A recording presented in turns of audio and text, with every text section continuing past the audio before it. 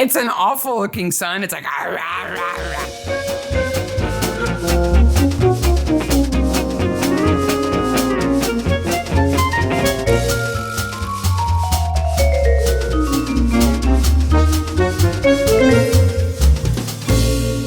Hey, Maniacs. Hey, Mystery Maniacs. Hey, do I sound different?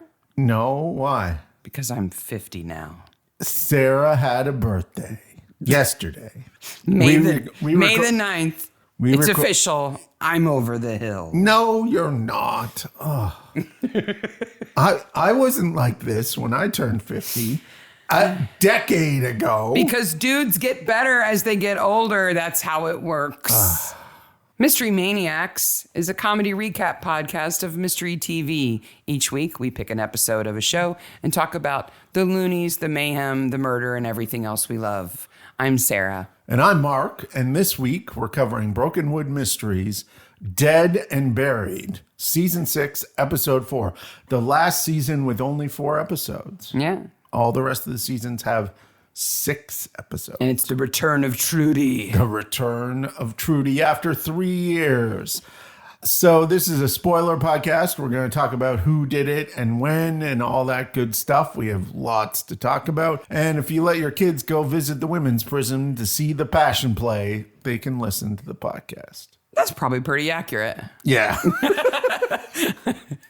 Before we dive in, Oh my gosh. there's some exciting TV stuff going on. So much to talk about. First of all, Agatha has been AI'd. Agatha Christie has been AI'd by the BBC And the Christie Estate. The Christie Estate. They have launched a educational program on their platform for education called Maestro.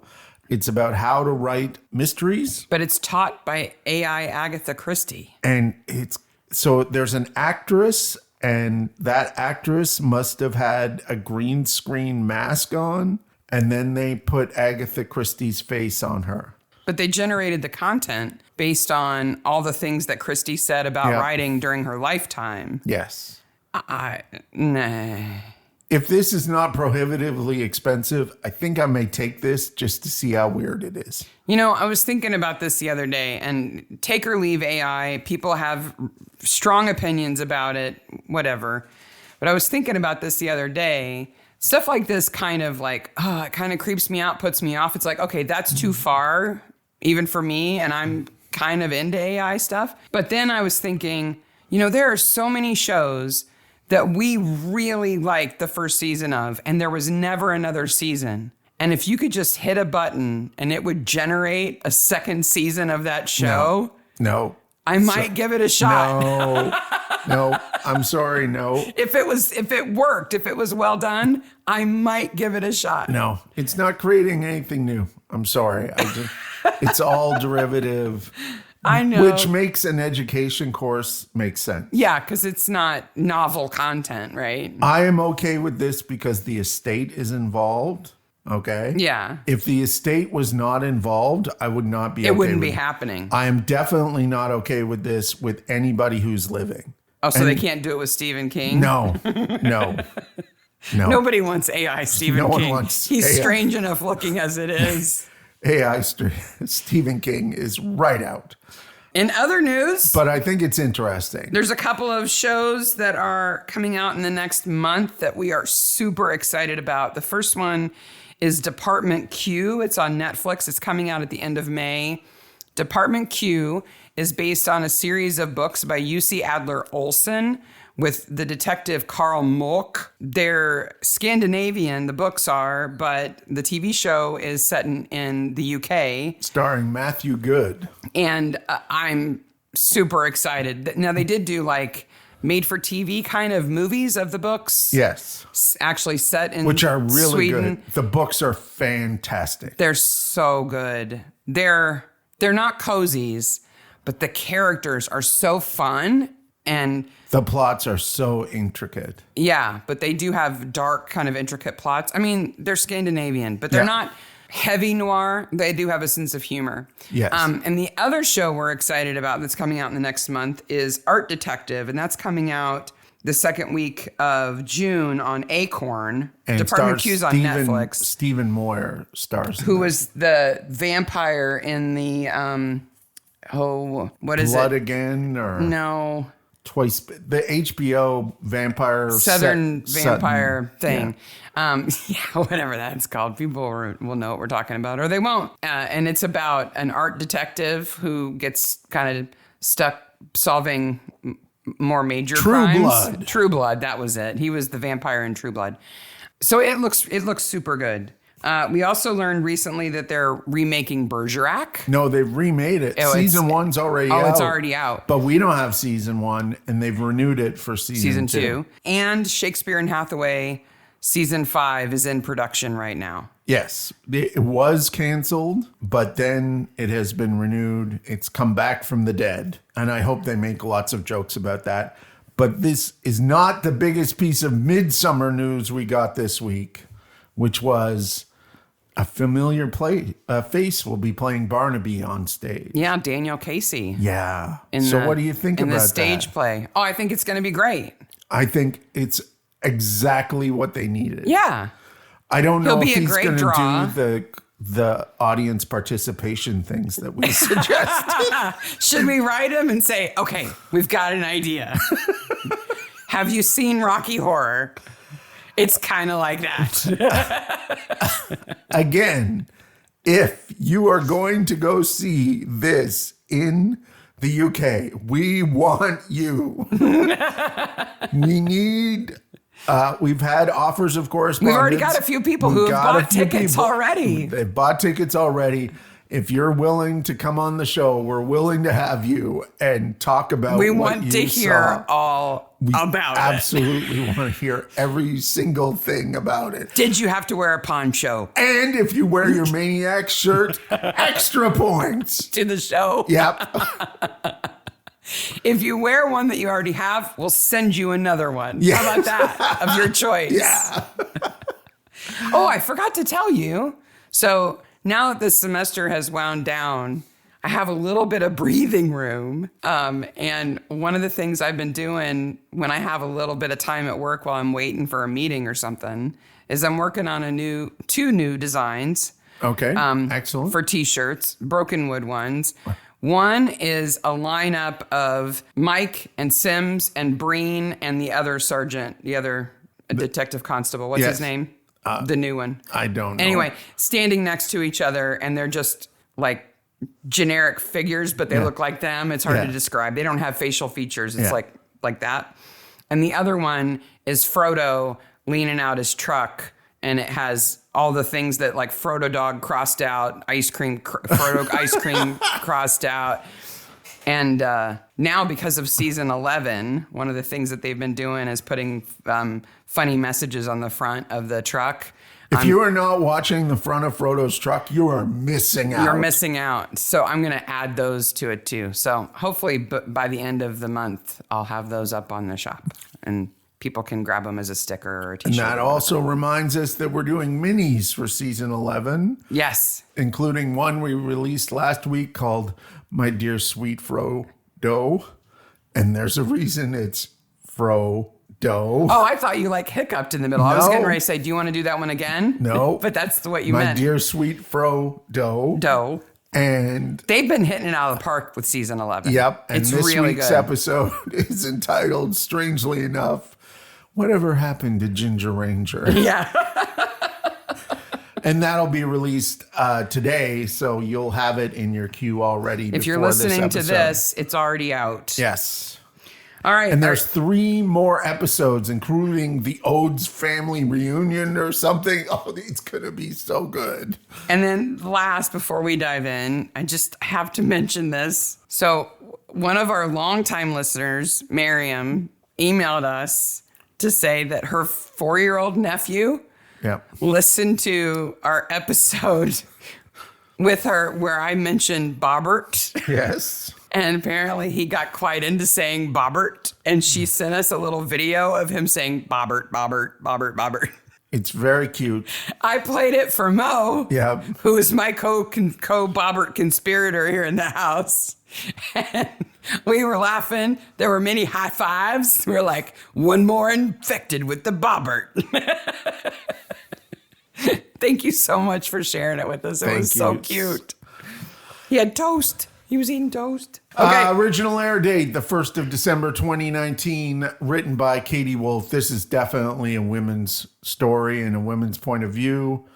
How would you know? Because it deals with things that are women. I agree. I was just poking at you. And written, Like, would you know it if you saw it? How would you recognize it? You don't know. written by Tim Baum. The first thing I want to talk about is this prison needs a new sign. Because, wow, the piece of cardboard they have printed on, sticking on the side of the road is not good enough. Let's just talk about the fact that it's Brokenwood Women's Prison, okay? This should not exist. No. Brokenwood is None of these people should be. Okay, wait though. Brokenwood is a little place. That's Yes. the whole point, right? Yes. Mike went from the big smoke to the little town It's 3 hours away and it makes your hair go a different way. and decided to stay there. So I was like, is this actually a jail? Like, we have federal prisons and state prisons in the United States, right? And county prison. And we have county jails. County jails, right? sorry. And they're different sizes, right? But if you are a murderer, you are in federal prison, Yes. more than likely. But in New Zealand, all of New Zealand, both islands, there are 3 women's prisons. 3?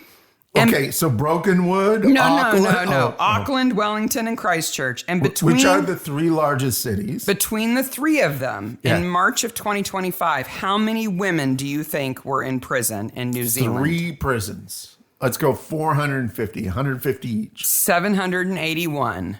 That's fantastic. It's so small. I think that's... And this prison in Brokenwood, though we only meet 6 inmates, probably has 50 Yes. by the size of it. Yes. I think they try to excuse it by saying it's a privately run prison. I don't know what that's supposed to mean. Because New Zealand doesn't have the equivalent of state and federal prisons. It's just federal. Yeah. It's all federal. When you have a centralized government who works efficiently, what do you know? What do you know? What do you know? This superintendent Yes. with her 4-inch heels, Yes, Angela Lafferty. I'm all about like rehabilitation and treating people like people and not like just the crime. Yeah. But she's a little much. Like, I'm sure any prison superintendent probably gets more than their fair of steps in during the day. Can you really do it in 4-inch heels all day? Would you want to? I don't know. And what does she do all day with 6 people in the prison? We have to assume there are others. I got it. So weird. So her office is an oasis. Yeah, it's something. So I don't know if I've ever told you this story before, but when I probably was 14, 15, because it was before I was working on a regular basis, and I was doing a lot of odd jobs in the summer to get money to do stuff. And this couple up at the lake asked me if I'm a little worried about where this is going.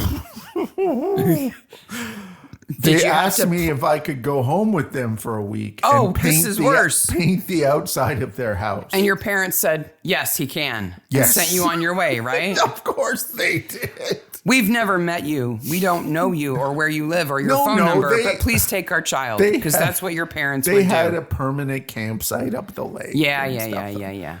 But this is long, like, But they only knew their lake personas. Yeah. They had no idea what they were like back home. so their entire living room had these Hawaiian pictures, floor to ceiling, Like wallpaper or like big posters? wallpaper Okay. on every wall of their living room with a tiki bar. Wow. And like the little beaded curtains between every room. Did you stay with them? I stayed with them. Thank goodness I brought a lot of books because after I was done painting and ate every day, I went to my room and read. At least you had a room. They didn't make you sleep in the Hawaii room. No, but it was... You can't have a mural wallpaper like that, like one of those photo murals. You can't have that on more than one wall. Oh, they had it on it was just so weird. And they drank out of tiki cups every night. And you know what? They had their thing. They weren't hurting anybody. They were happy. It was just so not Carl and Madonna. But that's all right. Yes. It could have been a lot worse. They Yeah. could have had one of those conversation pits in their living room. Oh my gosh. So Karina Doyle is dead. And bloody. And surrounded by people who Mike has put into prison. Well, 3 people who Mike has put into prison. Trudy, Raylene, and Miss White. Yes. So Trudy, we Brenda know, is Ray's sister, still in the show. She who poisoned her neighbor with honey and then strung him up like a scarecrow. Incredibly relevant in series 11. Mm-hmm. Raylene killed the Mike's country favorite singer. musician. Yes. And She's crazy. She's loony McTooney. She not only killed Holly, but she killed another member of the band by stabbing him with a pair of scissors, or their manager with a pair of scissors. Yeah. And kind of like, that was fun. It's like, her name is Yvette Parsons, the actress, and she's so good at being a maniac. Remember, she kind of escapes at the end and is kind of running away. And then the third one is Brenda White, who was involved in the Clue party and killed Miss Scarlet. When I always with a pair of scissors. Wait a minute. Did Raylene and Brenda both kill somebody with a pair of scissors? I know Brenda did. I think Raylene killed... Well, she kills Holly with the amp, and then she stabs the other guy, Yeah. I think. Yeah. I always forget that Brenda White was in love with the weird poet guy. Mm-hmm. I always forget that Clue episode is the weird poet episode, too. Yeah. So it's a weird mix. So they're all loony McTooney. Yes. But it's like ghosts from Mike's past. All of the crazy ladies he's ever known that he didn't marry. There's a Murdoch like this, where Julia gets trapped inside the women's prison. Yeah, in the dungeon of crazies. Of crazies. That Where's Murdoch my baby? Oh. Yeah, and they want her because, of course, they hate Murdoch. So it's those women, and Karina dies, not from being stabbed with a pencil, though that's what it's made to look like. Yes. And there's so much blood because she gets stabbed basically in the heart. Yes. Right? And I like that Gina, the way she shows that the pencil couldn't stab a person. Yeah. And anyone who's done anything with a pencil knows this. Yeah. But if you hadn't, you'd think it's totally possible. Yes. Right? But she brings in the beef roast and has them all try to stab it to prove. And that's what you'd have to do in court, too. Yes. Right? If they said, oh, but she killed herself with a pencil. Like, she couldn't have. Breen is like, oh, yellow Power Ranger. Oh. There's no lead in your pencil. I cannot do her accent. I keep trying. I can't do it. No. So who says my pleasure dome? Oh, that's Angela Lafferty, the superintendent. She says, welcome to my pleasure dome. Yeah. Do you know what that's a reference to? Yes, it's a reference to Kubla Khan and Written by? Coleridge. Yes. Good job. And English major go. yes. But there's a lot of other things called pleasure dome since. Well, yeah. Like a Frankie Goes to Hollywood record. Fantastic Frankie Goes to Hollywood and record. Several sticky nightclubs. Yeah. So you've got those prisoners, the superintendent, and 2 guards, Denise and Casey, who were on night duty when Karina died. Denise looks like a bad ex-girlfriend. A specific one, Yes. not just in general. No. I'm so sorry. Oh. So the 2 of them are on duty. Imagine her with a Boston accent. Woo. Raylene sends up the alarm, screaming like she always does. And they find Karina dead in her cell. Yes. I have a note. Raylene is intense. Okay, there's blood coming in her door. I would get worked up too. Yes. So we also find out that there was a transfer from City Women's Prison. What? Why would you get transferred here? I don't know. I don't know. Well, she gets transferred here because she's part of the crime family that everybody... The Doyles. The Doyles. That Karina was married into. Yeah. Man, she killed him with an axe. Yeah. And dug a pretty deep hole for him, too. Like, so... She must have been stronger than she looks if she hauled his ass out there in the middle of the woods and dug that hole. She is a victim of spousal abuse. And though she murdered somebody, it should have been understood that she was fighting for her survival. And I think they imply that. Yeah. Yeah. Well, and she didn't get a life sentence. No. But I think I would have gone to prison just to get away from his family. God, they're awful. They're horrible people. And the Doyles and the actors who play the Doyles come in, play their part, and leave perfectly. Oh, yeah. But they're full on. Yeah. The mom is leather pants, leather jacket, attitude. It's instant coffee, but we drink it from this china. It makes it taste better. They're big city criminals in the big city of Auckland. I didn't know why you were making that face. Because I got to get ready for the big city criminals. That's a pirate accent, I think. You were working up to it, making a face into the mic, and I'm like, what is he about to do? So they have a little flashback because Mike also arrested Karina. First of all, the music from the Psychedelic Furs episode of season 11 should have been used in this episode during the flashback. You just gave one of our Watch Like a Maniacs away. I think people got it. Okay. Because, wow. Hughes's facial hair is dark. They like stick a mustache on him. Hughes is like fresh from the porno set. It's only supposed to be 7 years ago. I know. It's not like 1985. But Mike's geeky evil twin. Urkel Mike. I'll put a spit cover on my hair. Yeah. And comb it over. Brush it real hard to the side. And then in, 2020, he gave up the part. Like, they must have came out to do that part. And Tim Baum must have been like laughing his ass off. I was just thinking when I saw it, and what we've got a screenshot. We've got a screenshot of Mike with this hair, the flashback hair. I was just thinking, if I wanted to make you look 10 years younger, I would not part your hair like that.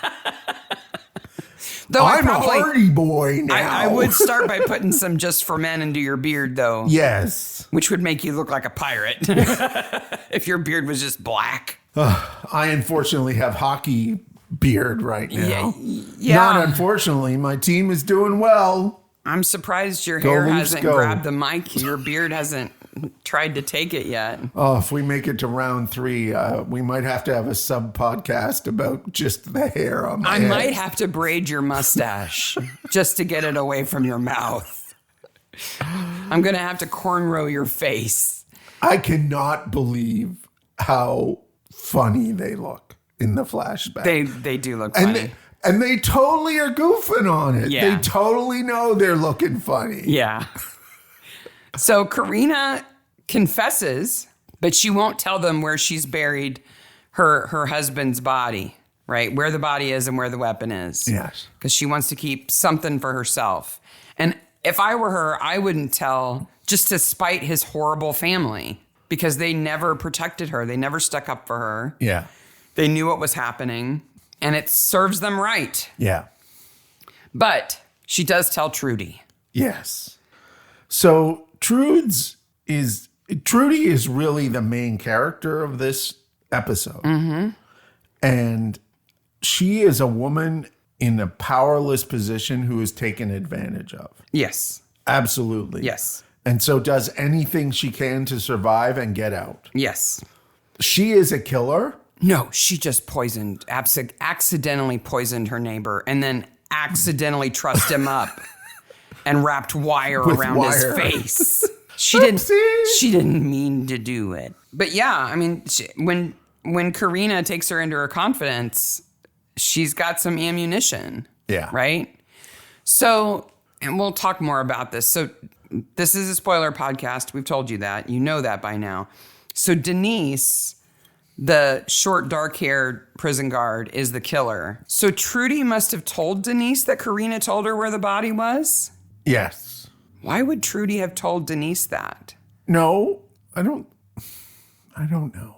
I think Because Denise wants to kill Karina because Trudy knows where the body is. Yeah, because she says she has the golden ticket. Yeah, it's not good ammunition unless Karina's dead. Trudy uses that information to give to Denise. Denise is just trying to get Trudy out. And knows that information will get her out. Yes.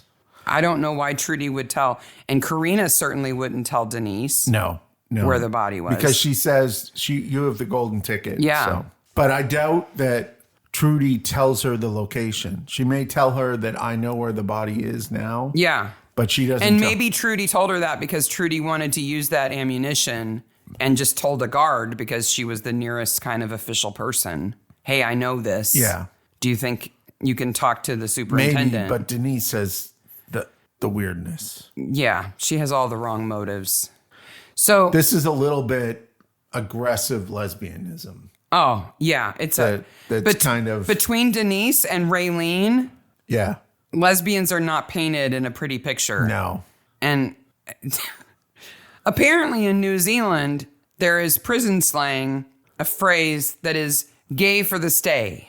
Gay for the stay. Which means you're heterosexual when you're out of prison, but when you're in prison, you're a bit more open-minded, I guess. Yes. But Raylene is just crazy-minded. She's just crazy. And Denise is obviously crazy, too. Yes. We get all of these pieces of information about life in prison that only feature this handful of prisoners. Along with, and I think this is the whole reason that we get the prison for hire thing, is there's no CCTV of this. Yeah. So there has to be an explanation of why there's no CCTV. Yeah, and that it's a private prison and they're cheap. Now it's a private prison and they're doing money's and too tight. Angela's like, that would invade their privacy. Yeah. Like, whatever. That's an excuse. It's totally a red herring. Yeah.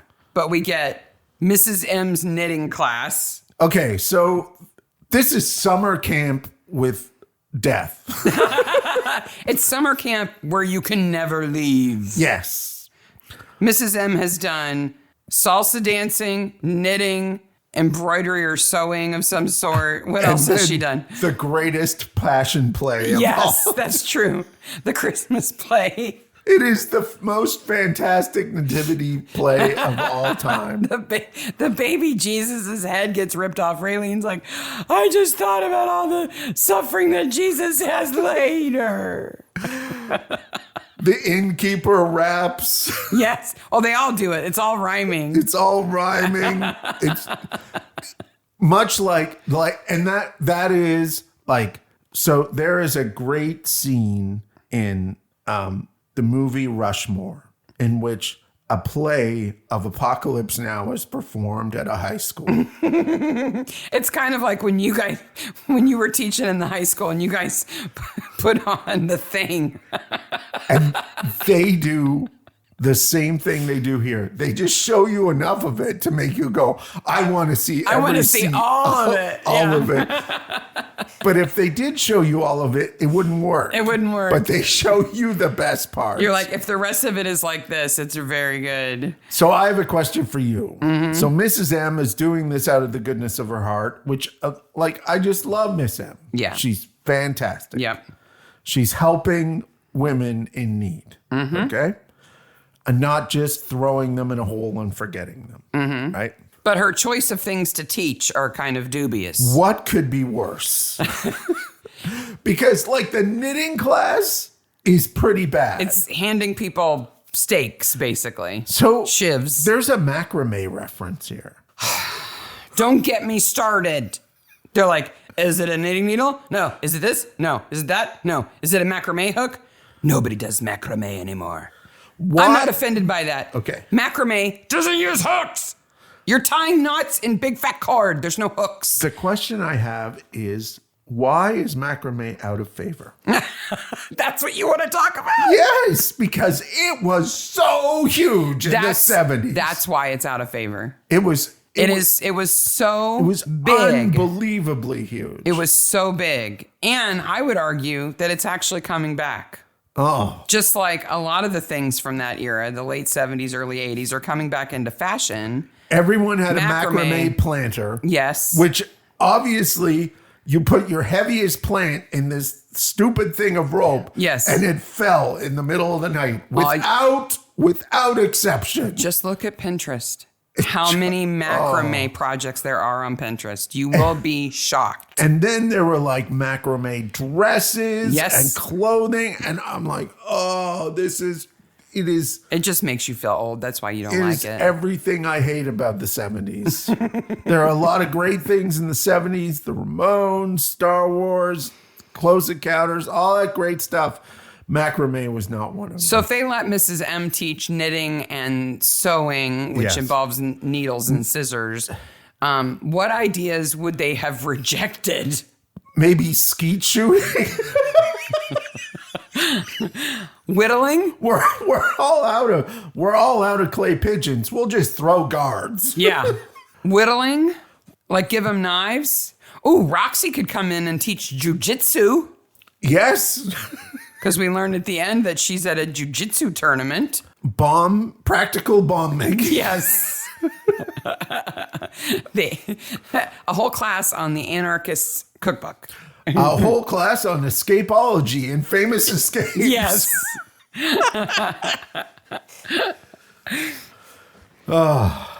Mrs. M, what are you teaching these girls? Karina's a pretty good dead body for Gina. Yeah. Gina says, Vishlak, Vashlak, Vushka Vo. Yes. Meaning eeny, meeny, miny, mo. So eeny, meeny, miny, mo is a kid's rhyme. Okay, before you go on, say the whole rhyme. Okay. As you know it, as you would have said it as a kid. As a kid. Eeny, meeny, miny, mo. Catch a blank by the toe. Now, I was taught a horrific word. Okay.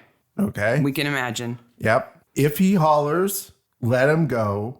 Eeny, meeny, miny, mo. That's interesting. Okay. So So it was male. Yeah. And it was a horrible it was a racial slur. Yeah.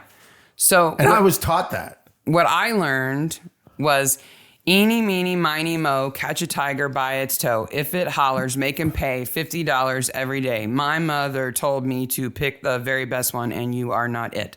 Yes. So that's the girls' equivalent.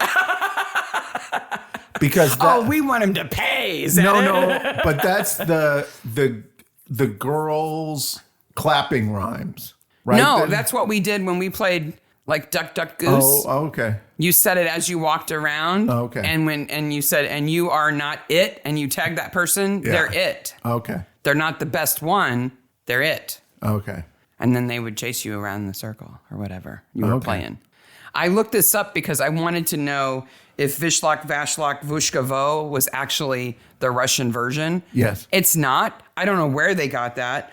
Vushka means dumpling, by the way. That's dumplings. the only of those words that is even remotely a Russian word. Unless somebody knows better, I couldn't find it. But then I fell upon all of these threads of people talking about what's your version of eeny, meeny, miny, mo? Yes. And I did see the one that you're talking about, which was definitely about catching escaped slaves. Yes, it's totally escaped slaves. I remember when that dawned on me as a kid. Yeah. I was like, Well, I'm not saying that anymore. never saying that again. But wow, there's just in the U.S., there's this huge variety of you catch a tiger by its toe, or you catch a turtle by its toe, or you catch your mama by her toe. It's always two syllables. There's all the and what you do when you catch it. Yeah. Like if you holler, let it go, or if he hollers, make him pay. Yeah. I think from what I could tell, and again, limited research, let me know if I'm wrong. The version that I said, if he hollers, make him pay $50 every day. My mother told me to pick the very best one, and you are not it. May be specific to the Midwest where I grew up. Oh, I think so. And I'd love to know if people have had different versions as kids from other areas of the country and the world. Hear. I'd love to know what you were taught. They say that because Gina has all of these possible weapons, and like it could be any of them, right? But she figures out that it's not. It's not the pencil for sure. No. And then she narrows it down, which means she gets to show up in her flower jeans. Yeah. She pulls it off. Yep. She looks great. Yep. She can pull it off. But it's an excuse to wear her heels Yep. to demonstrate how it was done. And they come in at the most inappropriate time. What did you think about Breen putting Sims up to talking to Gina and making it sound like the request they had for her was from Mike and that he was thinking about inviting her for dinner? Are they manipulating Gina? Are they being mean? Or does her kind of insubordination to them or her unwillingness to cooperate with them get her what she deserves? Okay, Sims has to stick up for herself, and Gina is being unreasonable with Sims. So you think she's okay to have done that? Or No. she should have said, it's unacceptable that you'll work with him, but you won't work with me. Tell me what I'm asking you. What should happen is the pathologist should call her out on it. And she should say, I had to because you won't accept me. And they have a real conversation. Okay, that's the real world. Gina should say, Yeah. why did you lie to me about coming here for dinner? And Yes. she's like, because I had to. Yes. Okay, that's the real world That's boring the version. real world boring version. Okay. Okay.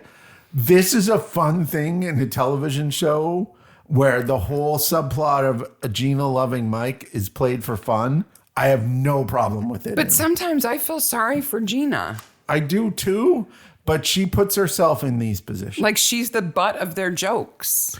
And that's not nice. No, but she's also like, she sticks up for herself. Yeah. A+. But she might also go home and be sad and lonely. We don't see Gina's home life. No, not yet anyway. No. Not in 11 seasons. No. Who knows? Season 12 may be Gina season. We find out that Trudy's husband Has left her. has left her. Did you think that's what was going to happen between them? I forget. I meant to listen to our after the show to see what happens. Our impression was that they legitimately cared about each other. And then She he- wanted him to move away from the farm, but he was never going to, but it was killing him. Yeah. So They really cared about each other. But I guess, the actor moved on, so it became inconvenient for him to have a wife in prison. yes. So Ray's the only one who comes to visit, which means she can put him up to catching a fish and burying it.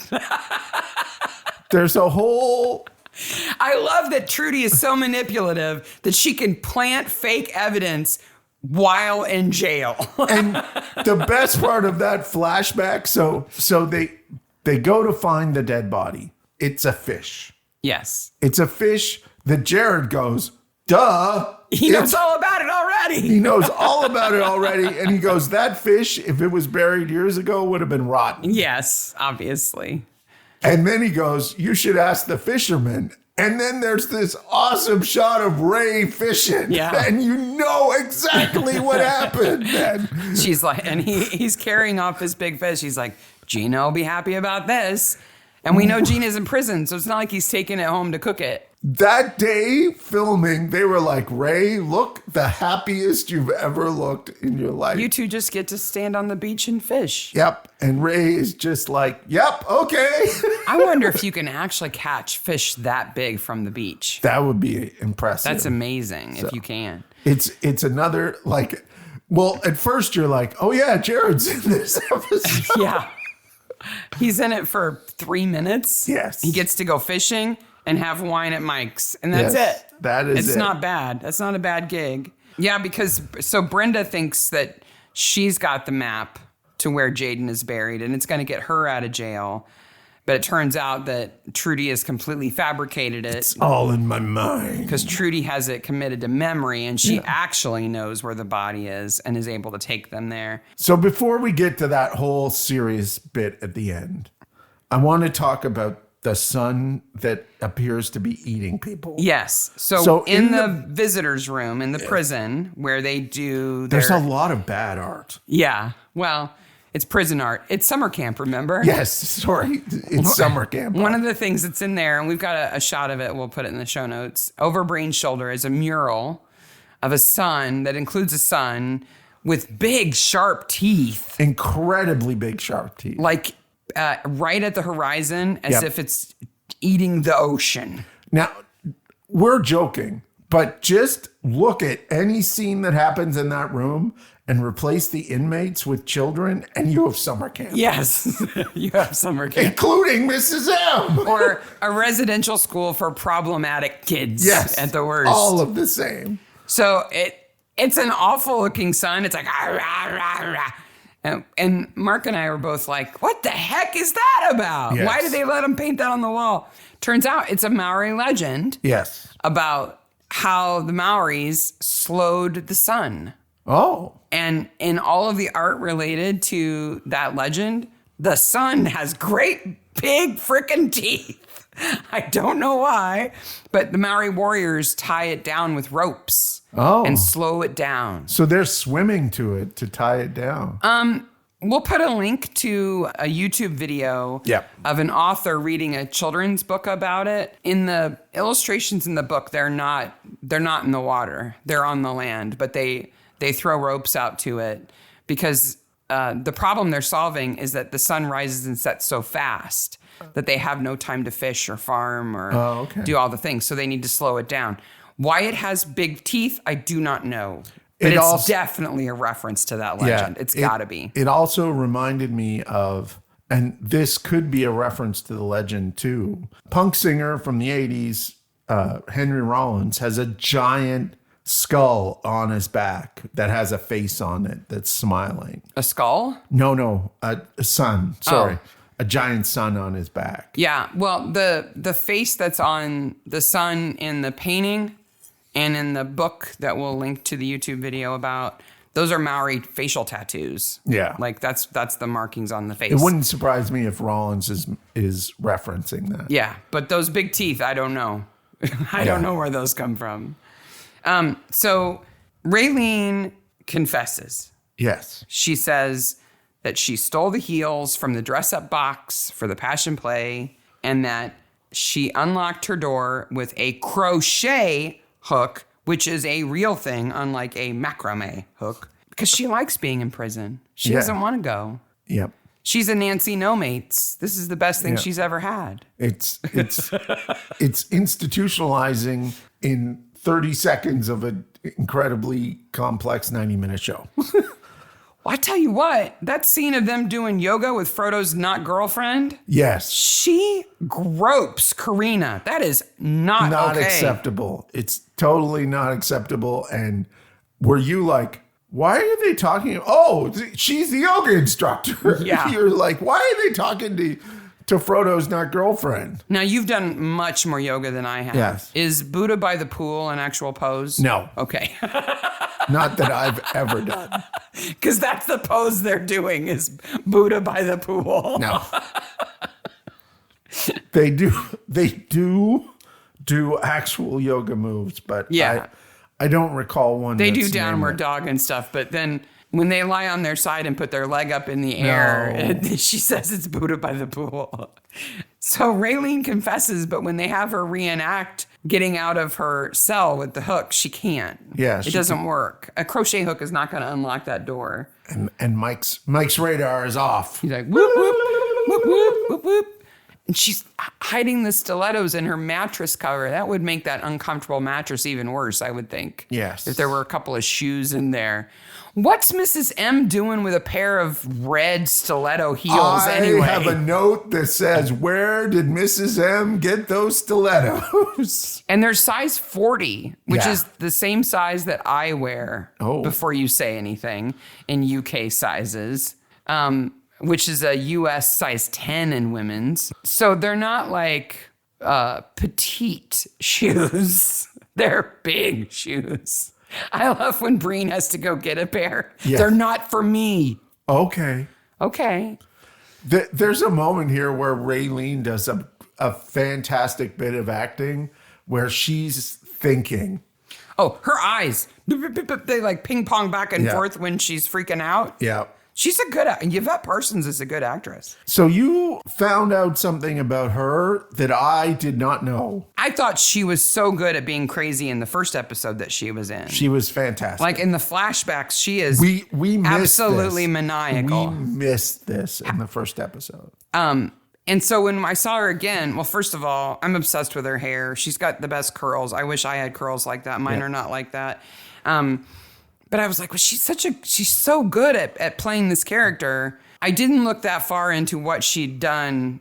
She's just been in a bunch of New Zealand stuff. Like she's done Power Ranger voiceovers, like everybody else. Yeah. But she did go to England early in her career, like right after college, I guess. In the 80s. In the 80s, she went to England for quite a while before she went back to New Zealand. And while she was there, she played keyboard in a band called Dead Can Dance. Yes. So that's a big band. Which quite shocked you because you were like, yeah, I've heard of that band. Yeah. And she wasn't a member of the band. I think she probably toured with them. But she played keyboard for him. I bet she was fantastic. She absolutely, you can't luck into that gig. Can we talk about Mike's dream? Mike's dream when is he so realizes fantastically Twin Peaksy. He realizes Raylene's confession isn't good. It is so fantastically Twin Peaksy. I love when Raylene's unlocking the door with the fish and then she's got the lipstick all over her face. It is how they did those scenes without laughing. Oh, they must have been laughing. Yeah. They must have been cracking up. I have a feeling that Yvette Parsons is quite funny. Yes. I think that so. she was probably cracking everybody up all the time. Yep. But so Breen buys the red shoes. Yeah. And Mike takes him to the prison and plays Cinderella with Raylene. He says, try these on. And she puts them on with her prison tube socks. Yes. And her feet immediately fall over. And I was like, that's me in heels. That's what my feet do. She says, I fall off of them. Like, that's what happens to me. It must be so incredibly hard to do. I cannot imagine. Women who can do it, people who can do it. There's a lot of drag queens who work heels that I just don't know how they learn to do it. I worked in a nightclub, where I saw a lot of women with high heels on. You can derive from that what you wish. You DJ'd for a summer in a strip club. Yes. I saw the damage high heels did to women's feet. Oh, yeah. Just unbelievable. Yeah, it's really bad. Like, their feet. They can't walk properly without those shoes on. Their feet, their hips, their backs. Yeah. Their knees, all kinds of damage. But Raylene she can't walk in them. So now I felt for her. Now we know it's not Raylene. Right? Well, she can't. She's so bad at walking in them that it's not even plausible that she had them on long enough to stand on Karina. Yes. Because that is how Karina is murdered. She is told to lie on the floor, so somebody with authority told her. Right, or tricked her. Immediately, Raylene would have been like, lie on the floor, and Karina would have been like, no. No. Yeah. Lie on the floor. Pillow on her face. Pillow is put on her face, and a sharpened shoe is driven into her chest. She just steps on her chest with her weight on her heel. And that would absolutely work. This is one of the most horrific Brokenwood deaths. Do you think when Baum was writing this that he had a big beef roast and he tried it? Yeah, I totally think he did. Like he tried stabbing with pencils. Yeah. He tried standing on it in a stiletto. You'd almost have to. You can't make that big of a point of the pencil not being possible just to find out that a stiletto wouldn't be possible. Yeah. But they must be not just any kind of stiletto heel, because cheap shoes are cheap shoes. Yeah, and they're going to break. And those heels would break. Yeah. You know? So Mrs. M had fancy stilettos. They're like Jimmy Choos or something. Mrs. M's Jimmy Choos. And is now the name of the episode. And the tip is sharpened. Yeah. It makes it even crazier. I just imagine Denise like with one of those old-timey big sharpening stones moving her leg that up. You have to pedal. She's like, and like sparks shooting off of it. So Raylene can't walk in the heels, but we're supposed to believe that Denise can? Yeah. Well, Denise puts it on to stab her, and that's it. Yeah. And she leans against the wall in the reenactment. Okay.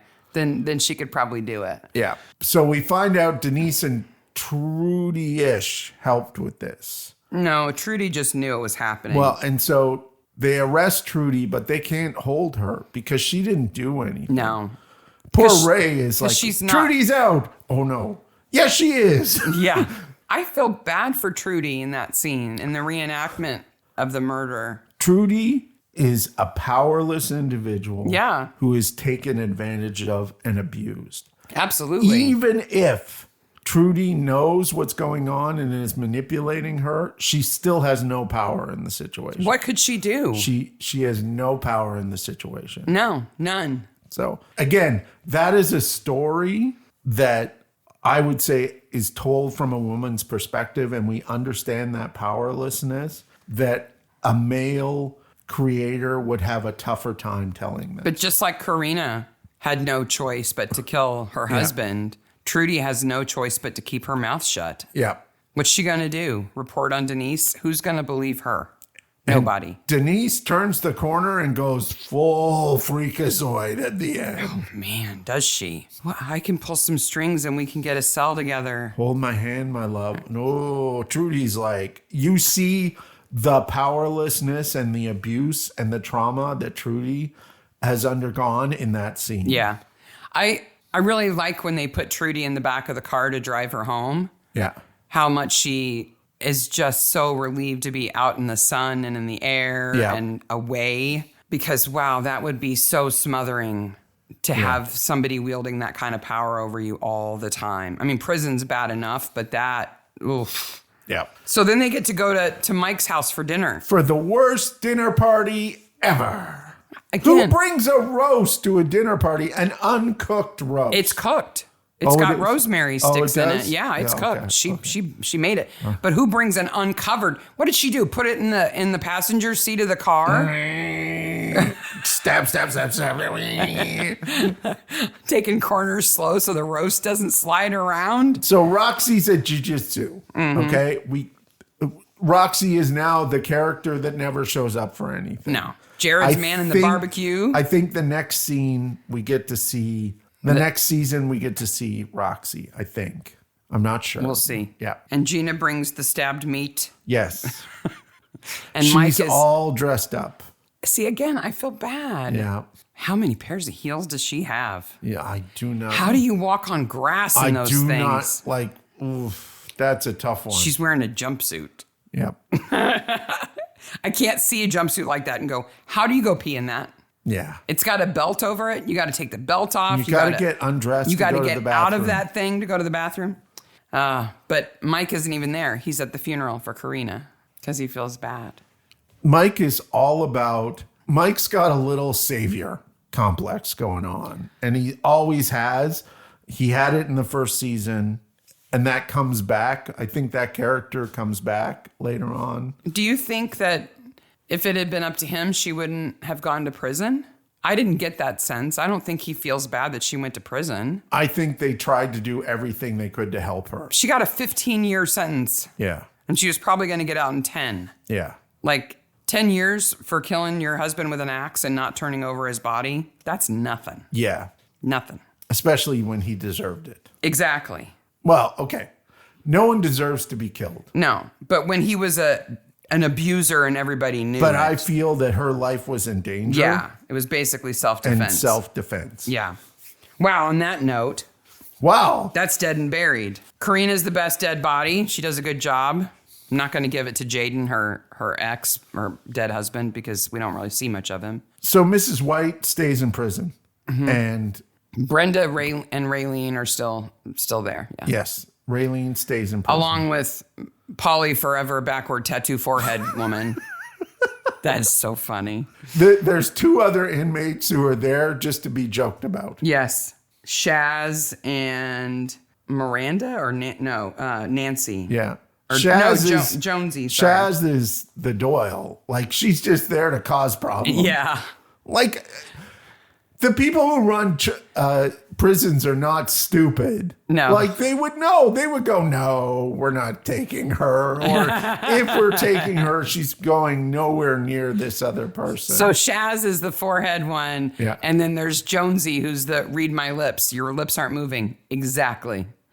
And then does the bird and the double bird at Sims in the interview room. She's funny. I'm just mean to Sims. So that's dead and buried. And that is the end of season 6. Yes. So this is like, there's a real turning point. So season 6 means now that they're out of government money, right? They have to make money on their own.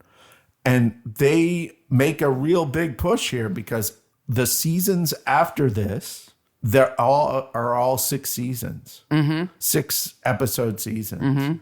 And I don't think there's any change in the quality of the work, even to season 11. No, if anything, it continues to get better. Yeah. That we've seen in Murdoch. And I would say we've seen in Father Brown. Yeah. There's a decline of quality there. Well, and that is not just a change in production funding and stuff, but it's also like, okay, you've run out of ideas. Yes. Let it go. Yeah.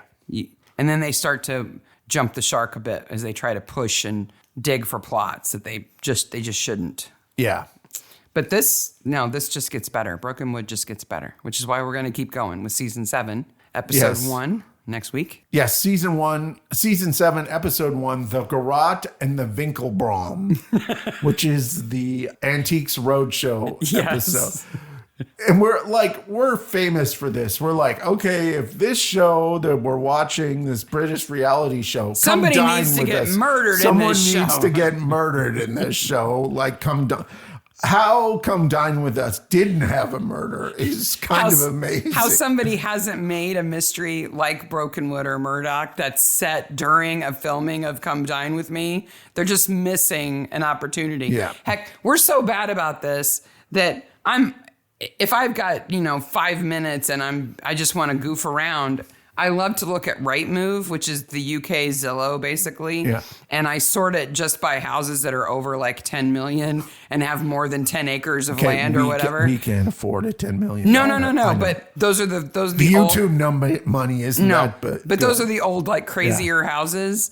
And I'm constantly sending you links going, how has there not been a murder mystery set in this house? Yes. This house needs a body, And somebody posted a cartoon, and I totally agree with it. If we were to go to England, say we went to England for 3 months and stayed in a cottage and went around and saw everybody and did live episodes, and it was fantastic, and we were on Midsummer Murders and all our dreams came true, we would be like, there wasn't a real murder. Yeah.